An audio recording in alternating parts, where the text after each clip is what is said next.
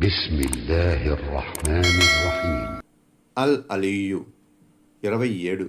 అల్ అలీయు అల్లాహ్. అల్ అలీయు అంటే సర్వాధికుడు, సర్వోత్తముడు అని అర్థం.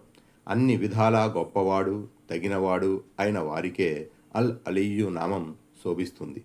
భౌతికంగా, మానసికంగా, సృష్టిరీత్యా ఇంకా సర్వ విధాలా అల్లాయే గొప్పవాడు, అన్నీ తెలిసినవాడు, సర్వవ్యాపి, భూత భవిష్యత్ వర్తమానాలు తెలిసినవాడు. ఆయన ఒక్క మాటతో ఈ సర్వ సృష్టి ఉనికిలోకి వచ్చింది. ఒక్క మాటతోనే ఈ ప్రపంచ వ్యవస్థ సమస్తము భస్మీపటలమవుతుంది. కాబట్టి అంతటి గొప్పవాడైన ఆయనే ఆరాధనకు అర్హుడు. మన ప్రాణదాత, ప్రాణహరుడు ఆయనే. తీర్పు దినానికి యజమాని, మనకు స్వర్గ నరకాలు ప్రసాదించేది ఆయనే. ఇంతటి మహిమాన్వితుడైన ఆయన్నే ఆరాధించడం మనిషికి అన్ని విధాలా శ్రేయస్కరం. దయ, క్షమ, ప్రేమ మొదలైన సుగుణాలతో ఎల్లప్పుడూ మన పట్ల మెతక వైఖరిని అవలంబిస్తూ మనల్ని ఎప్పుడూ కనికరిస్తూనే ఉన్నాడు. అందువలన మనం ఆయన్ని మన ప్రాణం కన్నా మిన్నగా గౌరవించాలి. మన మేలు కోరి ఆయన మన కోసం పవిత్ర ఖురాన్ను పంపి అందులోని ఆదేశాల ప్రకారం ప్రపంచంలో జీవనాన్ని సాగించమన్నాడు.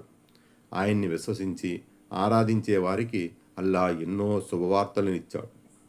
మానవాళికి సన్మార్గం చూపడానికి ఈ ప్రపంచంలో ఎందరో ప్రవక్తల్ని ప్రవహింపజేశాడు.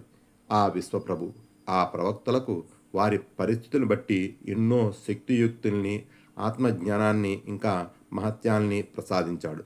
ప్రతి దోషం నుండి వారిని దూరంగా ఉంచి వారిపై ఆయన ప్రత్యేక అనుగ్రహాన్ని కురిపించాడు. ఆ పరమప్రభు ప్రవక్తలందరూ ప్రబోధించింది ఒక్కటే, అదే మానవాళి అంతా ఒకే దైవాన్ని విశ్వసించాలని. ఆయనే మన ఆరాధనకు అర్హుడు. మన జీవన్మరణాలు ఆయన చేతిలోనే ఉన్నాయి. ఆయన అనుగ్రహంతోనే మనం జీవిస్తున్నాం.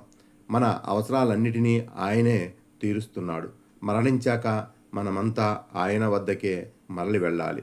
మన కర్మల లెక్కను అప్పజెప్పాలి. అల్లాహ్ అల్ అలీయు గొప్పతనాన్ని, ఔన్నత్యాన్ని గ్రహించి ఆయన చూపిన మార్గానుసారం మన జీవితాలు సాగాలని ఆశిద్దాం. ఆమేన్. ఆయన రాజ్యాధికారం ఆకాశాలను, భూమిని పర్యవేష్టించి ఉన్నది. వాటి సంరక్షణ ఆయనకు ఎంత మాత్రమూ అలసట కలిగించదు. ఆయన మాత్రమే సర్వాధికుడు, సర్వోత్తముడును. దివ్య ఖురాన్ 2:255